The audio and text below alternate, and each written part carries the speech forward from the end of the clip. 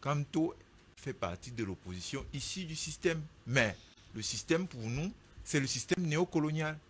Parce que ce sont des gens qui ont une vue du Cameroun comme étant un satellite des puissances étrangères. Et c'est ça qui pose essentiellement un problème. Je ne sais pas si vous me permettrez tout à l'heure ou maintenant de lister un certain nombre de points sur lesquels, quand on parle de lui, il faudrait revenir très rapidement. Allez-y. Dès 85,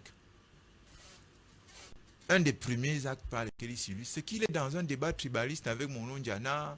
Mono Ndiana tape sur Kenya Pokam qui a écrit un livre pour dire que oui, le problème du Cameroun, c'est que le gouvernement empêche les Bamileke de développer le pays, etc. Bref, de la forfanterie tribaliste un peu stupide, comme on en voit tous les jours. Et comme tu lui dit qu'il faut écouter Kenya Pokam, ce qu'il dit est important, il ne faut pas regarder ça au premier degré. Ça crée un débat et ça devient le sujet politique. C'est comme ça qu'ils entraînent les Camerounais vers le bas. Donc, ce n'est pas aujourd'hui qu'il a commencé ce type de comportement. Je dis dès 85. Plus tard, il a tenté, d'après, ça il faudrait vérifier, parce que je ne peux pas en apporter un peu, mais il y a une déclaration publique ces jours-ci. Je suis surpris que la presse n'en ait pas fait un meilleur écho. Il a tenté de rentrer au RDPC, mais pas le sommet. C'est M. François Borja Evembe, qui est un ancien Manitou du RDPC, qui l'a révélé sur une télévision où les gens du MSC sont souvent très bien acquis. Je croyais qu'ils allaient venir expliquer pourquoi est-ce qu'il avait fait cette tentative d'entrer au RDPC par le sommet. Il est venu, il a présenté le groupe avec lequel il voulait adhérer. On lui a dit, bon, écoute, si tu veux adhérer, tu prends ta carte dans ton comité de base comme tout le monde. Il a dit que dans ce cas-là, il ne revient plus. Il est parti, il n'est pas revenu. Après... Qui Kamto? Je vous dis, ça s'est passé sur une télévision. Demandez, je ne veux pas donner le nom parce qu'on est sur une autre, mais demandez François Borja Marie Evembe. Il a fait cette déclaration-là. Tout le monde sait qu'il est dans le RDPC.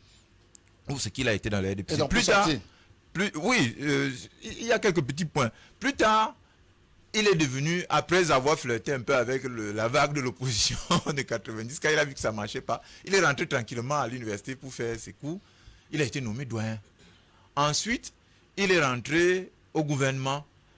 Et je tiens à souligner que quand il est rentré au gouvernement en 2004, je m'en souviendrai toujours parce qu'on était un peu aux avant-postes pour lire son éditorial. Le fameux appel à soutenir Biya. Comment les gens font comme si ça n'a jamais existé? Il a écrit que c'est la dernière occasion pour Biya de sortir le pays du bourbier. Et que lui, il va soutenir ça et qu'il appelle tous les Camerounais à soutenir. C'est en ce moment-là qu'il a dit qu'il faut laisser tomber les histoires de contestation devant le Conseil constitutionnel ou la Cour suprême. Les gens font aujourd'hui comme si ça n'existait pas. Or, ça a existé. Et pour être plus complet, je vais citer rapidement. Quand on dit que Ahidjo, qu'il accuse d'ethnisme dans le livre de Kenya Pokam, il dit que Ahidjo a sublimé l'ethnisme. Il dit qu'il a porté le tribalisme à un niveau sublime. Aujourd'hui, le même Kamto dit qu'Ahidjo a mis le pays sur la bonne voie. 85, ethnisme. 2020, non, Ahidjo, c'était bien. Il a mis le pays sur la bonne voie. Le même Kamto, devant des étudiants et probablement des gens de sa communauté en grande majorité, quelque part au Canada, il tient un discours d'après lequel Frontia, c'est le vrai père de la réunification. Le même Kamto dira plus tard que lui, il inscrit son combat sur le socle que Oumniobe a laissé. C'est les Frontia qui ont accepté qu'on exécute le combat de Oum, qu'on les exécute même physiquement. Pour vous dire à quel point l'individu peut être malhonnête. Et vous entrerez par là, s'il vous plaît. Oui, je finis, mais c'est important. Le même dit qu'on ne doit pas chercher dans le conflit du nord-ouest et du sud-ouest qui a tort, qui a raison. Le même dit bienvenue à la communauté internationale si le Cameroun ne réussit pas à régler le problème du nord-ouest et du sud-ouest. Le même dit pourquoi on se demande pourquoi l'Europe n'intervient pas davantage. C'était dans une interview à Libération. Et l'avant-dernier point, il dit que dans le nord-ouest et le sud-ouest, l'armée tire sur les gens et les ambazoniens tirent sur l'armée. Le même dit qu'on ne peut pas reconstruire à l'école où il faut dialoguer. On lui demande sur quoi donc, il ne peut pas le dire.